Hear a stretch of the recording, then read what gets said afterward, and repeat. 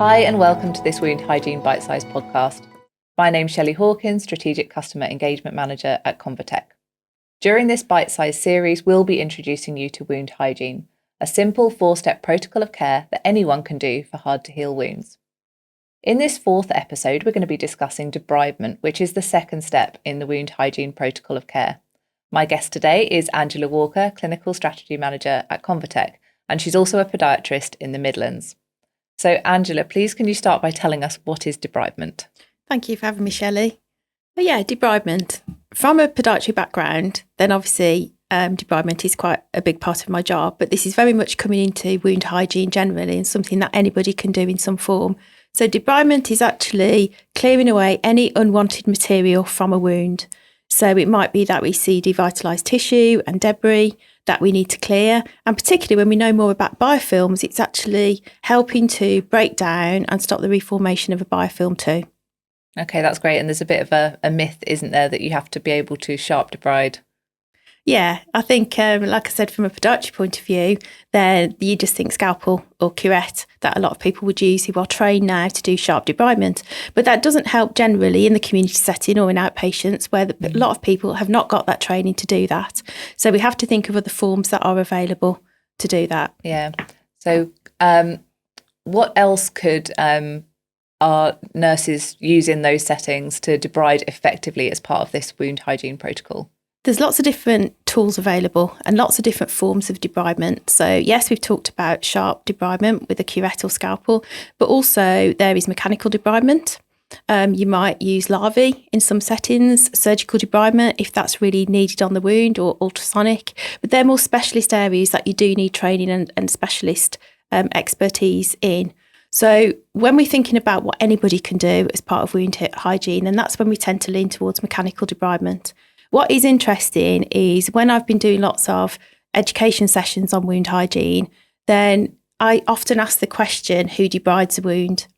And it used to be that no one would respond, or you'd just get a strong no, or that we're not allowed to debride, we're not trained to do that. However, things are changing, and I think the more we've been doing with wound hygiene and promoting more mechanical debridement, the more now people do respond with, yes, we use a debridement pad, and throw out different names of things. So it does depend from that on what is on the wound care formulary in their areas for them to use.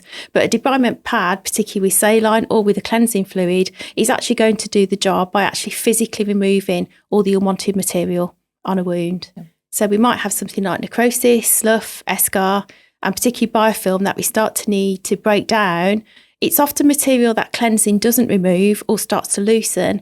And then step 2 with debridement is starting to remove that by physically removing it from that wound bed.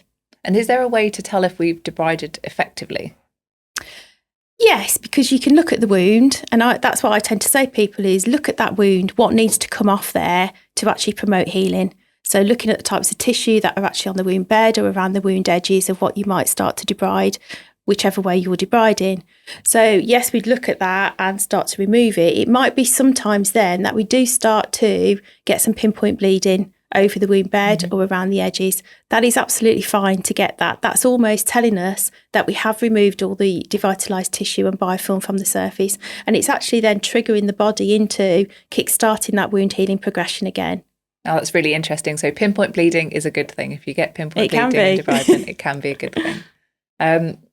Just as a caveat, is there any times when we actually shouldn't be debriding wounds? Yeah, I think we shouldn't just rush in there and debride every wound. We should be assessing the wound first and working alongside the patient as well to make sure that it's okay with them and they understand what we're doing with whatever form of debridement we're doing. Even with mechanical debridement, that might not be as aggressive as sharp debridement, but we're still encouraged to actually really physically debride with intent, even with our debridement pads. So therefore, we need to work with that patient. For some of them, they're going to experience pain levels. So we need to know how to handle that with a patient. Maybe pain relief is required if debridement is really needed.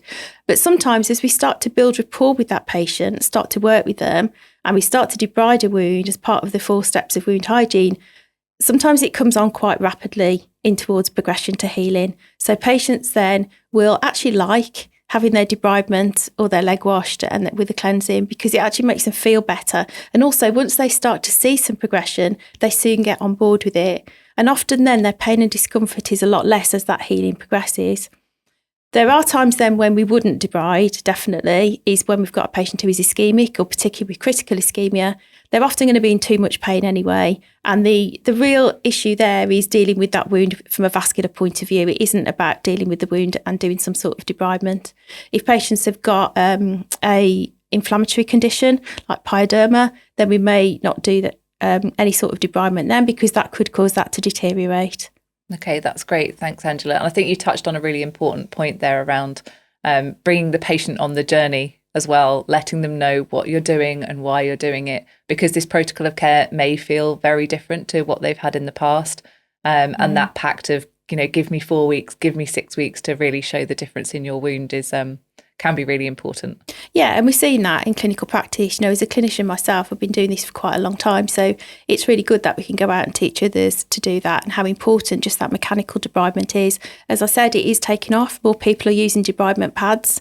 Again, it's what's on formulary. But again, if you've got them, use them properly and use them to the extent that you need to. Again, the idea is that this is repetitively and repeatedly done. For a lot of wounds, we're not going to clear everything that we need to debride in one go. We do it each time we treat that patient. Thanks, Angela, for telling us all about debridement. In our next episode, we're going to be talking about the third step of wound hygiene, which is refashioning. And that may be a new term to many of you. So please join us for the next episode and we'll tell you all about refashioning.